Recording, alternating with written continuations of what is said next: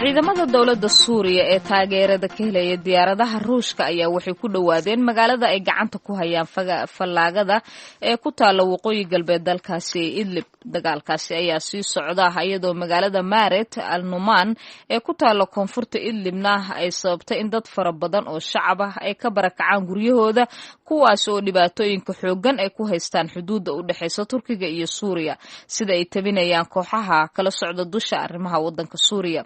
kooxda xuquuqul insaanka ee fadhigeedu uu yahay dalka Britain ayaa waxa ay sheegeen in baarayaasha ay soo gudbiyeen dhacdooyin ka dhacaya dalkaasi, gaar ahaan goobaha dadka shacabka ay degan yihiin oo dhibaatooyinka ugu xooggan ay saameysay.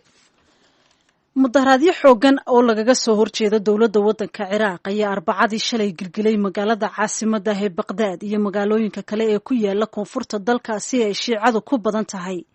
dadkan banaanbaxayay ayaa geesta kalena u baroordiiqayay geerida mid ka mid a hogaamiyeyaasha dadka kacdoonka dhigaya oo ah nin haliyaya oo ay ninkaasi u dhintay dhaawac ka soo gaadhay qarax lagu xidhay baabuurkiisa oo ku dhacay 15kii bishan Disembar ee sii dhammaanaysa. ninkaasi ayaa maalmo kadib cusbitaalka ugu geeriyooday dhaawacyadii ka soo gaadhay qaraxaasi. mudaharaadyada lagaga soo horjeeda dowladda ayaa ruuxay caasimadda iyo koonfurta magaalooyinka kale ee ku hareeraysan magaalada caasimadda ah tan iyo markii lasoo magacaabay ra'iisul wasaaraha cusub ee waddankaasi. waxaana ay banaanbaxyada lagaga soo horjeeda dowladda waddanka Ciraaq ka bilaabmeen bishii Oktoobar ee ayna dhaaftay.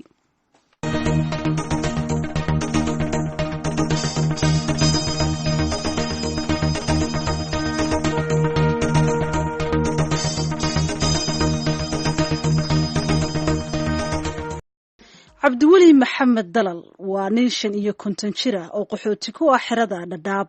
isaga iyo caruurtiisa ayaa iskuul ka wada dhigta xeradaasi, waana qofka ugu da'da weyn ee dugsigaasi wax ka dhigta. imtixaankii dugsiyada hoose dhexe ee dalka Kenyana wuxuu kaalinta labaad ka galay guud ahaan ardayda xeryaha kala duwan wax ka barata. wariyaha VOA-da cabdiweli cabdi maxamed ayaa warbixintan halkaasi nooga soo diray. halkan waa iskuul uu ka barto luuqadaha iyo xisaabta cabdiweli maxamed dalal oo ah 55 sano jir. 10 sano ka hor ayuu soo galay xeryaha qaxootiga ee Dhadhaab kadib markii ay abaarihii baanaa ee Soomaaliya ku dhuftay uu ku waayay in ka badan 150 neef oo la uu lahaa.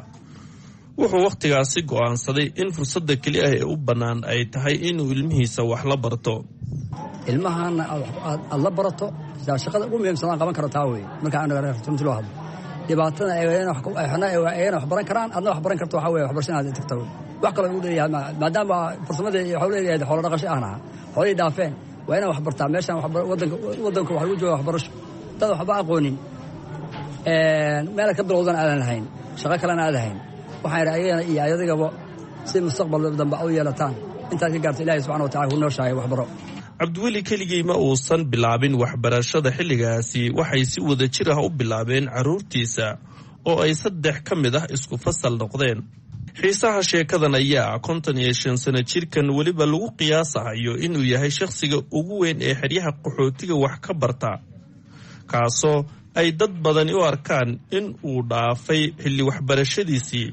ayaa haddana sanadkii 2017 uu u fariistay imtixaanka qaran ee dalka ee dugsiyada hoose dhexe. waxa uu kaalinta labaad ka galay dhammaan ardaydii 3 xero u fariistay imtixaankaasi. ilmo yar oo iga sii dheeray kuwaan dhali karaa la galay iyo kuwaan aan dhalayba ka galnay imtixaankii, laakiin waxaan hal cunug baa iga sareeyay kaliya 3 xero ee Dhadhaab markaan ku sameynay 17kii. waad ogaan kartaan maarta haddaad weydiin haddaad baartaan waad ogaan kartaan. haddaba caruurtiisa qaabkee ayay u arkaan aabbahood oo da'daasi jira in uu wax la barto? ugu horreyn magacay waa Zikri Cabduuli Maxamed. aad iyo aad ugu faraxsanahay museyga bixiyay inaan isku kalaas ahno oo isku waxbarasho noqono oo ku tartano sidoo kale waxbarashada.